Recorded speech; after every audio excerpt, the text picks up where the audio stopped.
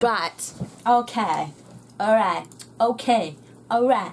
Okay. Hello and welcome back to Stop Hannah Time. I hope you guys all having a lovely day and have had a lovely weekend. Obviously, pissing it down outside because England, also Bristol and also April, but we'll make do with what we've got. As you can see, the hair is back. It's only taken me like 10 months to get it fixed. It's not great, but yeah, that sort of should indicate to you guys how very busy I've been, and also how uncaring about my personal appearance I've been. It's fucking dreadful. I'm not even wearing makeup now. My hair's frizzy because I had to dry it when I got into the office, just because I thought it's raining, I can't be asked to dry it twice. So this is what you get. But arguably most of you are here because you know that's what you get. So we should be on the up from this point. This week's project is sort out my nails, by which I mean paint them using shellac again, and also start packing because the house move is imminent. We'll come on to that in a little bit. So if you missed the message that I sent out earlier on Twitter, then you will be unaware that I said that I was going to turn this into a Q&A vlog, at least for this week, just because there's been so many good questions and I thought we'd just have a little blaze through them all. So firstly, if you aren't following my Twitter, you totally should. It's @Lamadia. It's in the video description. I'm more active on that than anywhere else, so it's a pretty good place to get in touch with me. And, you know, there's also cat pictures, so you totally should. So once we're done away with Minecraft Story Mode and Heavy Rain, I'm going to use that point to have a little bit of a break. Not too much, but a little bit. We're going to have a few days of just Quantum Break. I think there's about 17 episodes, and what I want to do is at the weekend that's going to overlap with some new content, which is going to be little bits here and there, some Keymailer games, some other games. I've also got the Fallout DLC, so don't panic, I haven't forgotten that. God forbid there's also the Assassin's Creed Maharaja DLC, so I don't know what we'll do with that. There's also Uncharted 1 to 3, which I might end up just streaming at some point, we'll find out. So there should be loads of stuff, there should be loads of variety, probably like one-off videos, which means that if you like the look of it, you can go and get the game if you want. Just to, you know, mix it up a little bit. Because of course, when we get to May 10th, the Uncharted, Doom, Mirror's Edge Catalyst thing begins. So this is the time for me to have a very small break. I am also moving house. To remind you, if you weren't already aware, that kicks off on the 22nd, which is next Friday. So I don't know exactly if I'm going to be streaming or not, because that's the day I get the keys. So it all depends on that, like the key times and all of that. I won't be moving until the Saturday, so it's highly possible that I can pop out, get the keys, and then come back here and do a stream. I will keep you posted on social media. So again, that's the Twitter @Lamadia. If you want to know anything about the streams, that's the place to go. In terms of the live stream for this week, we're mixing it up a tiny little bit, which will be fun. We'll see how it goes. But those of you in the know will be aware that the Doom Open Beta launches on, I think it's Friday morning, so it should be around in time for the stream. And that means that there won't probably be any XCOM 2. I'm going to keep the XCOM 2 as backup in case the servers shit themselves. They didn't in the closed beta, but obviously because it's open to everyone, it might be it dies. We'll have to see. But I'm hoping that I'll get some guys on Discord, probably get some guys in the office if they're around. It is a Friday afternoon, so most people bugger off home. But I am delighted to say that Caf, as in Cafcast, who's been doing some stuff with Kim, is going to be around. So he's going to pop into the office and we're going to do some streaming. And if Doom doesn't work, we'll play XCOM 2. So that's really cool. It's really awesome that he is potentially moving to Bristol. We've already lined up a few things, just rough ideas of stuff we can do. He's well up for Doom, so we're going to get on the Doom train this weekend, and I hope you guys are going to join us for the stream, which is 2 till 5 p.m. UK time on Friday. It's going to be good. I'm quite excited to actually show you guys it because I put a lot of time and effort into that video and actually really enjoyed it and really gave a shit. So I'm really excited to be able to just play it with you guys and just, 3 hours of shooting things. It's going to be amazing. So that is all of that. As I said, next week's stream is still in limbo because of the house move thing. I will keep you posted on Twitter. Moving on from that, we're going to do a bit of a Q&A. Now, I'm just going to, as I said, blaze through a load of questions. So I'll read your names out. These are a mixture from Twitter and from the video. Now, normally I will only read from the video, but when I tweeted this morning, I think most people missed that I said go and comment on the video to have your questions included, so we'll just ignore that for now and go from there. I've also answered quite a few of you on Twitter, so we'll see how it goes. Anyway, so what do we have? Firstly, this was a very important thing to point out. Supez414 commented on my video saying, I've been trying to donate to you using the support link, the fan funding link on the front of your channel, but it hasn't worked for 2 days. Is there a way around that? Like, what's going on with it? So I had a little chat with Terps, and basically, because we're no longer partnered with a US like MCN, so a big network, so Polaris, Machinima, all of that lot, we don't actually apply for fan funding anymore. So instead of, that being disabled automatically, there's now a weird ghost donation button, which you can click on and try to donate to, but it doesn't actually go anywhere, and I can't disable it at the back end because I'm a UK channel. So still up in the air about that, but basically don't use the fan funding thing. It shouldn't let you donate anyway, it should error out. But if you are thinking of donating, thank you very much in advance. There is always merch that you can buy. I am aware the armbands are running out, so we're working on that. But you can also use Twitch to donate during the streams if you want to support. We are also, those of you who are asking, we are looking into an alternative to Twitch alerts because, frankly, fuck the police. If you aren't aware of the Twitch alert story, Google it, Twitch alerts, Athene. It's quite an enlightening and slightly scary story about everything. So yes, thank you very much to Soups414 for letting me know about that, and thank you to everyone who potentially may have tried to donate, but we're working on it, so thank you for thinking of me either way. Quite a few people have asked me about the Walking Dead finale. I'm not going to talk about it because spoilers, like in depth at least, but I think I know who it is because they're overdue.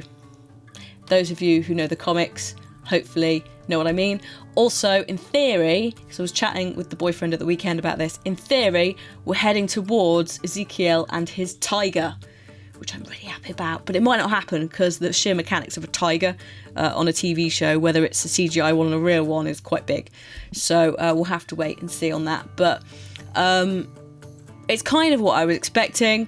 I do find it hilarious who Negan is played by because, again, I'm not going to reveal it for those who want the spoiler-free thing, but having watched 2 different shows that he's in, I can't see him as badass, so it's quite funny. But yeah, yes and no, mixed bag. Quite dull in comparison to the rest of the series, possibly, but it is setting up quite a lot for the next season, so yeah, I can live with it. Green Leaping Lemmings would like to know who in the Ogscast is left-handed. Trot is, I think. Duncan might be. But the problem is, because we all use a keyboard and mouse, and we've all been brought up the same way to use keyboard and mouse, like, in the conventional setup, you don't really know until you go to a convention and someone starts signing with the other hand, and you're like, dude, what are you doing? You're weird. Just sign with your left hand. So I think those 2. Ashley Everett asks, do you think you'll pop into some videos on the main channel anytime soon? Maybe something like Whale Lords? I miss you over there. Probably not, because I'd have to be invited. And I'm sure that you've noticed it's kind of cliquey. But that's what happens in these things. Also, it's Minecraft. It's Minecraft. But yeah, there's certainly scope for me and Simon to do things on the main channel. The main thing is currently Simon's not doing particularly well again. Not mentally, but physically. He's got and he's in a little bit of pain. The medication that he's on for the issues that he's had in the past aren't great. I'm not going to go into detail because obviously it's his business, but he's not in a good way. So I'm not pressuring him to do anything. I want to have this set up in my house, as I've said this before. I want to have like this sofa TV set up for him for fright night, because the more space you have like that, the easier it is almost to film it, because the facilities are, you know, available. But I'm also very aware that an office environment is very different to a home environment in terms of added anxiety and things like that. So I would love to have a place for him where he can just pop over and film with me, and it's not like he comes into the office and the setup is so, I don't want to say professional, but anyone who kind of gets what I'm talking about will get the vibe that there is an additional level of expectation. That's the word, if you walk into an office to do work, and I don't think necessarily that always helps him. It doesn't always help me, and like various people that we know who have anxiety, it is definitely quite daunting. And then add into that, if you've got like, you're in quite a lot of pain, it's not always a fair expectation to have for someone to just roll up and get to work. So for me, my priority with him is not, it's not filming stuff, it's hanging out. Which I would again, the house will make things hopefully a lot easier, because currently the flat that I'm in is really small, and there isn't the space to go like, hey, all you guys come on over. So that'd be really great. I also won't be in Bath at weekends because I'll be moving and the boyfriend's moving in with me. So we will be in Bristol, which means that I can go over to places, they can come over to me, and it's just a lot easier. It's a lot less hassle to set that kind of stuff up. So I hope that answers that question. That probably not. But you never know. It might be a surprise one day that I get invited to a board games thing, but I can't see it happening, if I'm honest. It's just how it is. Arguably, I'm too fucking busy. We're hotting up to like event season. I'm going off to E3, possibly doing Gamescom as well. So the flexibility that quite a lot of the other Yogs guys have to just turn up to recording sessions isn't there as much. It's a curse and a blessing sometimes. Jack Humphreys asks, will you be playing any retro games on your channel, e.g. The Little Mermaid? So I waved that at you last week. If so, would you do any two-player ones with other Yogs like Kim? Possibly. Now, the amazing issue with retro games is the setup can be a little bit delicate, and I don't have all the shit yet. Also, don't really have the setup yet, because of the whole moving house thing. I want to make sure that my streaming setup is solid, because it's not great where I am currently. It's wireless, which is not brilliant. I want wired.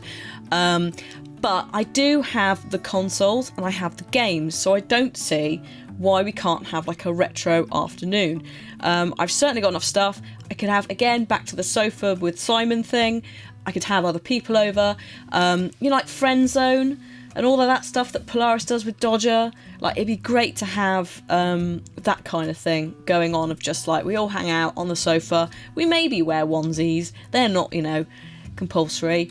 But let's face it, it always devolves into onesies and Disney. So yeah, Mario Party, all of that shit. Like, it's totally something I would be interested in doing, but probably a little bit later down the line.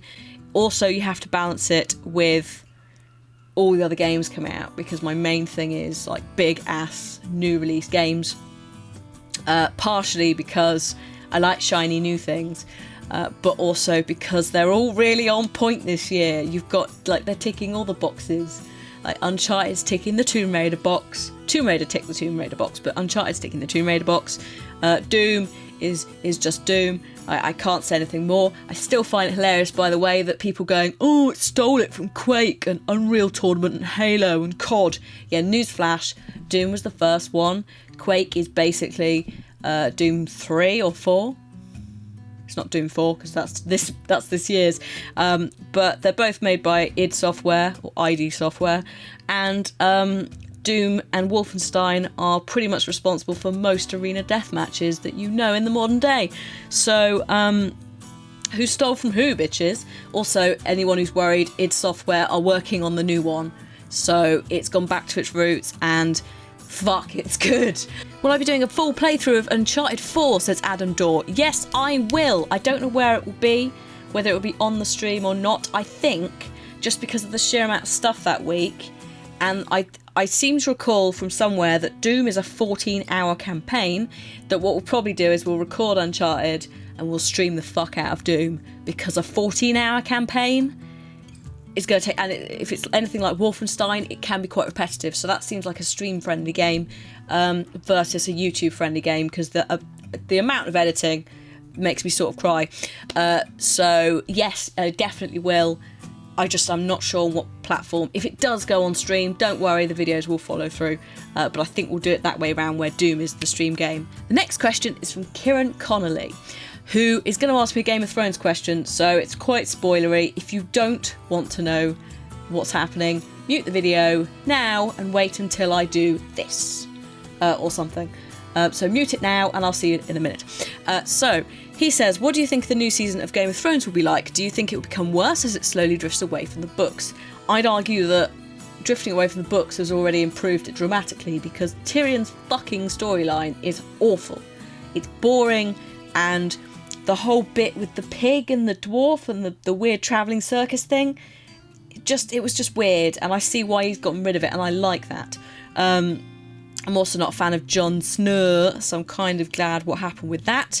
I do find it hilarious that he was spotted on the set a while back, and everyone was like, oh shit, he's not really dead.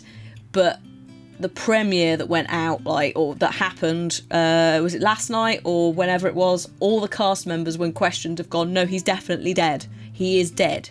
Dead as a doornail. He ain't coming back. So that's either a really good PR play by all of them, or he was coming to do a flashback and he is actually dead. If he is dead, that's going to be hilarious, because there's going to be so many fans who are really upset.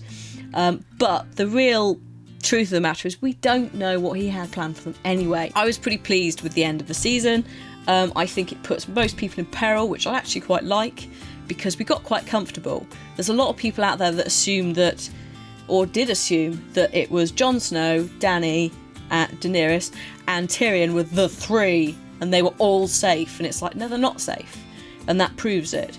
I would quite like Dany and Tyrion to be safe. They're probably the closest thing to protagonists in the whole thing, but it is a very, dare I say it, stark reminder that, nobody is safe. It is the Game of Thrones, and I like that.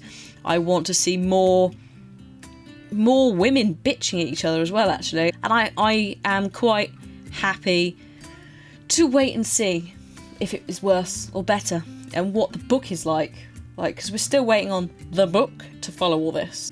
I almost forgot to do the wavy thing, hello, like this, which means that people would have been just not listening for fucking ages. Anyway, so the follow-up to that is kind of a follow-up, is from Connor Power, who asked the Hogwarts question last week. Thank you to everyone for reminding me that Trelawney doesn't teach astronomy, she teaches divination. I can't remember every teacher's subject, fuck, especially the ones that you don't actually see, I don't know, Professor Binns, who teaches history of magic, you see once, I think.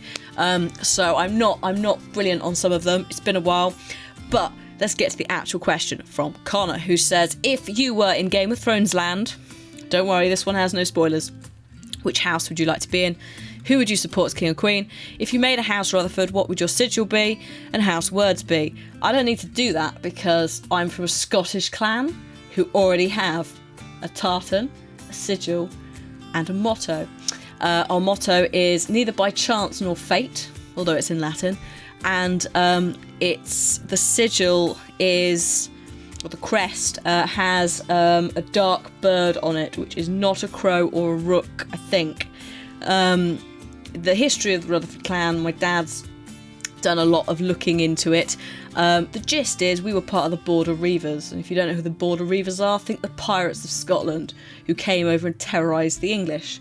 So I guess some of that blood is still in my veins, as I do like a bit of a rebellion.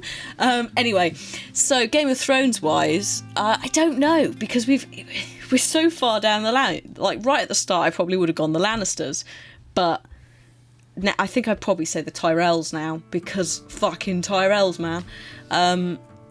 Their ability to, well, I say their ability to like survive and change and weather any storm. We'll find out, but I don't like Stannis, which is awkward because he's the boyfriend's favourite character. But I don't like Stannis. I like Brienne.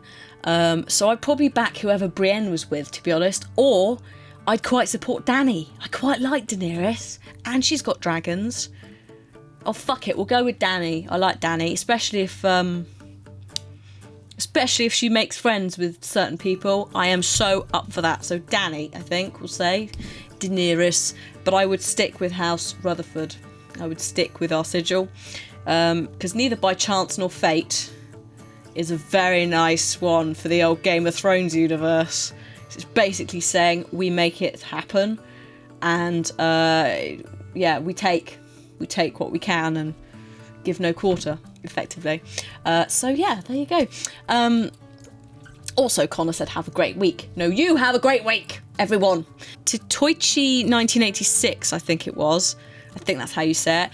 Asked, in light of Beyond Two Souls and Heavy Rain, am I excited and am I going to play Detroit Become Human? Yes, I fucking am. Absolutely. We don't know much about it yet. I don't think we have a release date or anything. We just have a trailer. It's the new Quantic Dream game, which means it will probably be more quick time events and like a little film. But I am well up for that because I very much enjoyed, despite the plot holes, despite the bad characterization, all of that shit, I greatly enjoyed both of those games. And Beyond Two Souls, I cried so much in.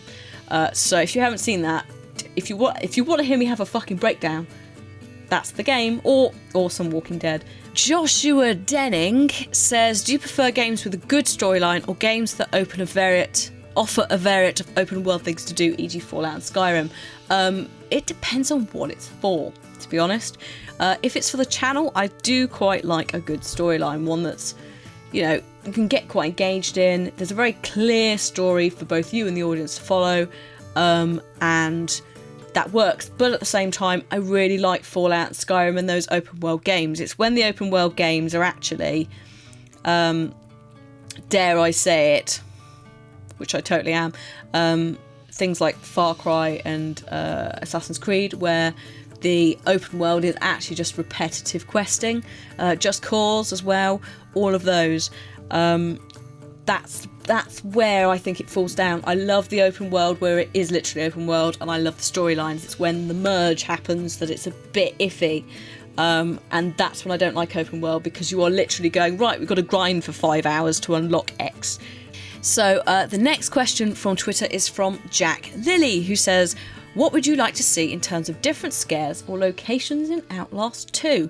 Well, they did a little bit of a Twitter poll the other day. I say the other day, probably a year ago, saying like, what do you want from Outlast 2? Which I think was really commendable of them, because I basically replied and said, they were like, do you want more enemies? Do you want more scares? Do you want this? Like, do you want better sound, better graphics? What do you want? And I basically went, bigger locations, and I said I could take or leave the location, because I felt that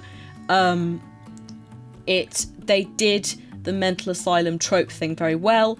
They threw in a lot of things that made it very unrealistic, because fucking Nazi reanimated people and spirits, which I think worked very well, and the whole thing was very like enclosed, and it made you feel more scared. So I sort of said, I don't want bigger location. Well, you could do them if you want, but I don't need a bigger location. I think that worked really well for the storyline, and the atmosphere was great. It looks like we're staying away from mental health this time, which is great in light of the fact that quite a few people were upset by it, which is fair enough, because it's a controversial game. I'm surprised, for example, Wolfenstein didn't have more people upset about Nazis in it, but that's just how it is. It's a, confrontational game, and I think in some ways it should be praised for that because it did invoke a lot of discussions about mental health off the back of it. This time I think they're going controversial in terms of religion, it looks like, because we have flaming crosses, crucifixes, Texas, that sort of area, like really this is not a observation of Texas and the Deep South, but this is a reference to the KKK specifically and that sort of person, a very backwards, ignorant group of people who perhaps are hunting you or something, I don't know. There's also that bit where science and the paranormal kind of meet a little bit in the last one, so it'd be nice to have a bit more of that. It'd be nice to see Soggy Thumb again, but that's probably not going to happen. So basically I just want more, and I'm always up for, a like religion with a twist, dark satanic cult sort of thing. So I guess we will see where we go with it. But I think the general gist is I'd like something new. Hopefully they'll deliver. We'll find out. Here's a question from Marhawk717 who says, what's the best thing about Quantum Break? I think we'd have to say the actors, because the actors are acting their little socks off. They're doing a fantastic job. It's just everything else that's shit. As, if you're watching, you will see in later videos when the bugs begin to appear. But like, genuinely, the actors are great. It's a shame that the mocap isn't better, because there's quite a lot of like the glassy-eyed, like all of this bit frozen thing with some of the actors, and it's partially down to the fact they're quite straight-faced anyway. But people like Charlie, Burke, like I've never seen those actors anywhere else, but they were great. I think Sean Ashmore did a great job. I think the guy who played Hatch was fantastic, and I sincerely hope that if there is a sequel, Hatch will be in it, because as you will discover, he poses more questions than are answered, and that's one of the things I really hate about Quantum Break, is the fact it doesn't tie anything up, as you'll discover. I think that's probably it for now, guys. So we've done a few little questions. You can always fire more at me on Twitter or leave them in the comments section below.